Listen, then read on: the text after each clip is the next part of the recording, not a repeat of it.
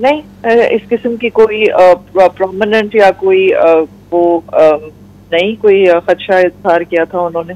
Okay, और threats का भी आपको इल्म है कि कोई थ्रेट्स थी उनको? किस किस्म की थ्रेट? देखें, जो मेरे शौहर है ना वो उनको तो मुझे लगता है हर दूसरे तीसरे दिन किसी ना किसी की तरफ से तो थ्रेट आती ही है, क्योंकि जिस नौयत का उनका काम है और जिस किस्म का की वो जिन चीजों पे वो आवाज उठाते हैं, वो तो आज एक बात बोलते हैं तो 10 लोग जो है वो जिनके खिलाफ वो बात होती है या जिनको लगता है कि उनके पाँव पे कुछ चल रहे हैं तो वो तो नाराज होते ही हैं। राइट। तो नाराजगी में बहुत सारे लोग बहुत सारी बातें कह देते हैं, ऑनलाइन भी, और आप भी खुद देखती होंगी कि कितनी बातें होती हैं।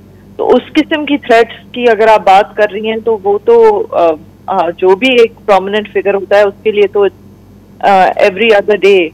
But if you're talking about some other kind of threat, then no. Okay.